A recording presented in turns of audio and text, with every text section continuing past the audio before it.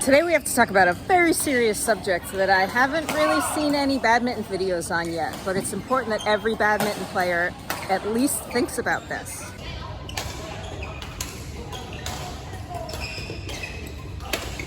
Hey guys, Badminton Becky, an American living and playing badminton in China. Please hit the subscribe button and follow along as I talk about all things badminton and try to be a top player in my city. All right, now, I'm actually filming this in August, but you're watching this in September. But you can tell, I won't make you look too hard. It's very hot here. We're in the middle of like a little 3-day heat wave, and we are in southern China where temperatures are mid to upper 30s normally, with real feel of like mid 40s. And that's like our normal temperature. So we're having a little baby heat wave, but I know a lot of people, in Europe and America, other parts of China, all over Asia. I mean, we know the earth is not getting cooler. It's only getting hotter. Playing in the heat is more and more common, and there's a real issue besides just being uncomfortable when you're playing in the heat. I'll show you a video my friend sent me the other day.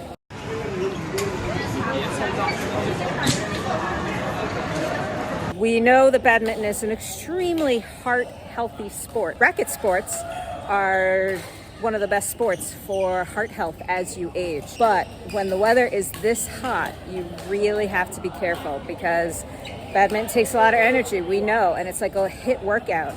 And your body is already expending so much energy and your heart is already doing so much work just trying to keep you cool and keep your internal temperature normal, that when you're playing a sport, when you need all that extra blood and breath and oxygen, it can really overwork the heart. And if you have a heart condition that you don't even know about, or people with healthy hearts can just absolutely overwork their hearts. And I read that heart attacks are the leading cause of sudden death in athletes. And I know not all of you play in such hot places, but if you do play in a hot place like me where, you're changing your shirt 3 or 4 times a night is a normal occurrence, you really, really have to be careful about this, and you really cannot push yourself. So what are some things you can do to make sure that you are safe? First, just take some breaks. Don't play 4 games in a row. Like, give your heart a break.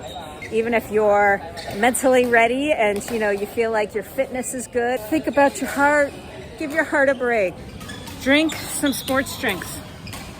Now, I am not a big fan of sports drinks. I actually recommend that you don't drink sports drinks normally. We know from research that sports drinks are worse than soda in many instances with the amount of sugar and chemicals and garbage. But in this heat, I do drink sports drinks. I go through about 1 bottle per hour.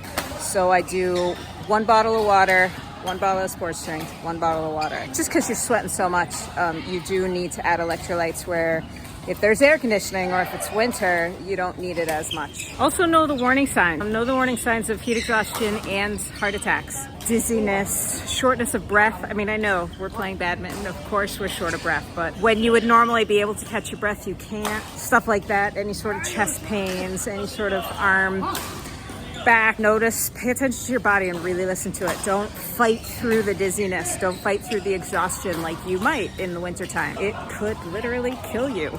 Use a sports tracking watch if you have it. I have a Xiaomi one, and it does have a badminton setting, and the badminton setting actually measures your heart rate. So if you don't have a badminton setting, maybe set it to something that is constantly checking your heart rate and doesn't care so much about steps. You can keep an eye while you're playing. Don't just look at the results at the end. If you're feeling very overheated or if you're feeling a bit dizzy or something, keep checking it to make sure that your heart is not at the max rate, at the VO2 level, because that's dangerous if it's up there for too long. Make sure that your heart is coming down and up and down and up like normal and not just kind of staying at this high rate, because that could be dangerous. Maybe just take a day off. If you're having a heat wave, don't overdo it. Don't tax your body.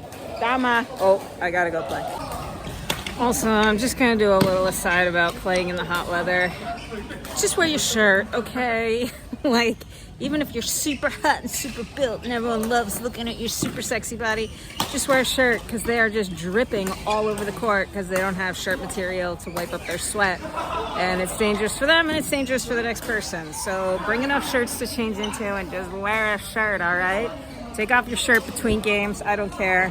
Wear a shirt on the court. Now back to heart attacks. How much of a difference can it make? Let me show you. The other day I actually played in an air-conditioned court so I could compare my actual heart rate with air conditioning versus unair conditioning, and the results were shocking. You can see on August 4th, I played unair conditioned, and look at my VO2 max, the highest heart rate was 30% of the time.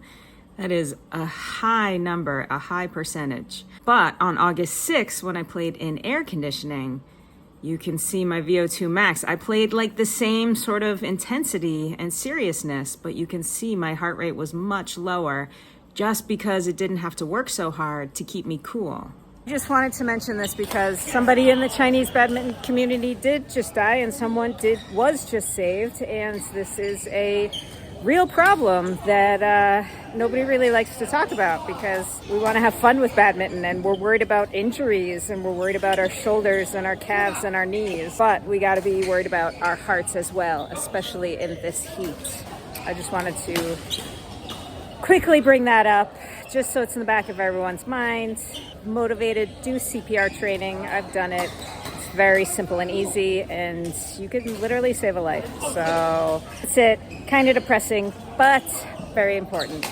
All right, see you guys next time on the court. Bye.